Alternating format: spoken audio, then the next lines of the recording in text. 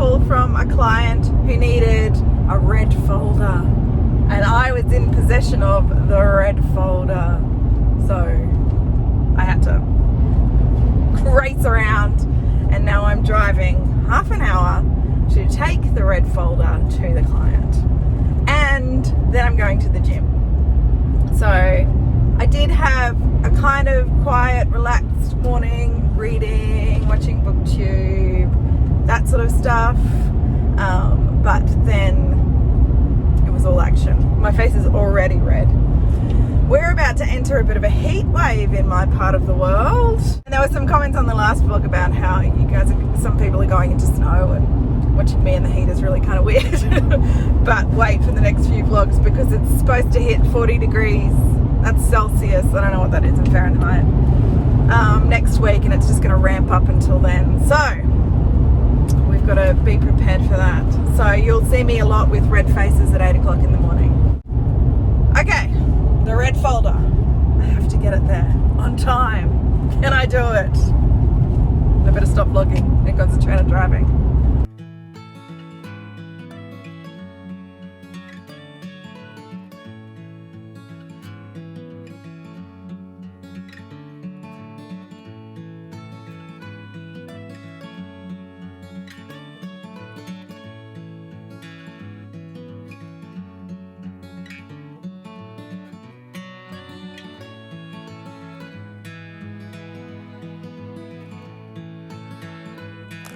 I still have a red face. It's just for different reasons, because it's super duper hot. I mean popcorn. I finished work for the day, so that's good. Danny's just gone to get the kids from school. I'll be home in a little bit, so I'm just kind of sitting here in the quiet for a minute. I do want to read this afternoon.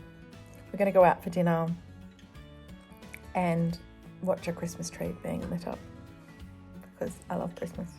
And I force my whole family to join me on these expeditions. So that's what we're going to do later. But I'm just going to sit here and eat popcorn for a little bit, and then I'll update you on my reading. I want to finish a book today. It's going to happen. I'm committed. I have to do at least one book for Hibearnation. Readathon. Okay, I had my popcorn. It was delicious. I'm ready to read now. I'm there in Moonfleet. Come on, green cover prompt. I've got to finish it. Look, this is an adventure tale. It's about smugglers and murders and running from the authorities and missing diamonds and legends of diamonds and secret lockets with, secret ways to find the diamond with the secret code. So the problem with these books, I don't particularly enjoy them, but I get sucked in. I'm not invested in any character. I like a character, but I need to know if they find the diamond. That's really annoying. It's not particularly, it's classic writing. I think this was published in the late 1800s. So, it might be a classic adventure tale, but those sorts of things never really come across my radar. But, it's not bad. It's just not how I'd really like to spend my time with books. But I've started it now. I have to finish it. Okay. I'm going to try and get some reading in before the children get home from school. I never really know what my afternoons are going to be like until they walk through the door. So whether they've had a rough day and need me to kind of process that with them, which means sitting with them and engaging and playing games and, chatting, or whether they're cool and happy and they can just go about their business by themselves. You never know. So I'll let you know what the mood brings when they get home. So the next clip will tell whether I'm reading happily for a while or whether I'm playing a board game or running through a sprinkler.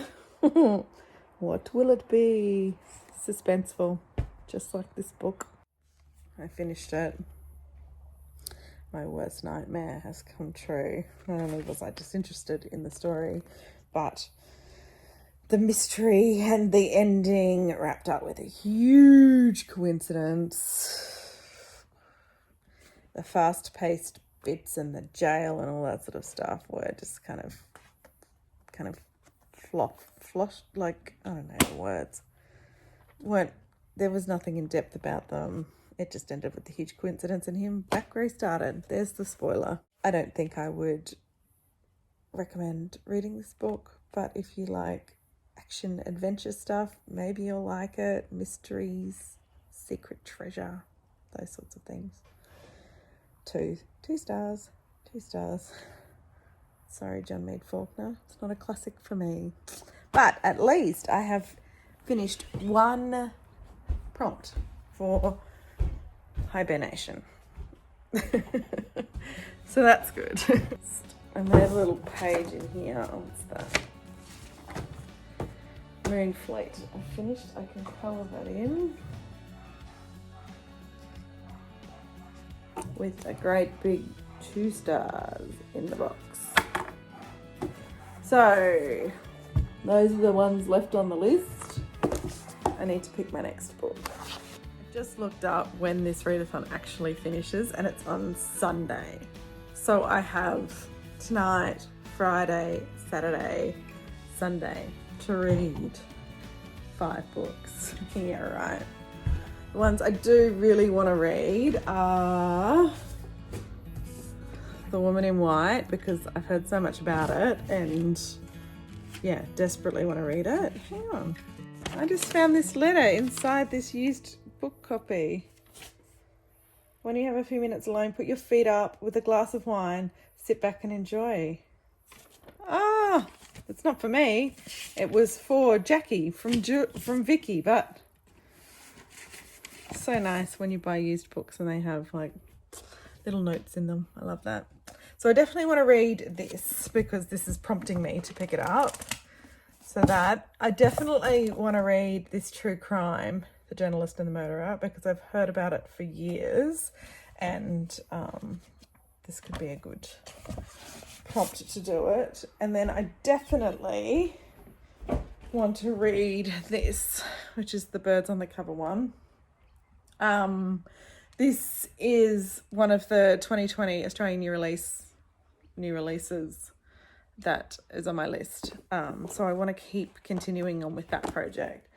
So maybe if I can get 3 books read before Sunday. Oh, The Woman in White seems quite dense, doesn't it? It's a chunker, but I think it'll be quite compelling. Anyway, let's start with the smallest book and see how we go.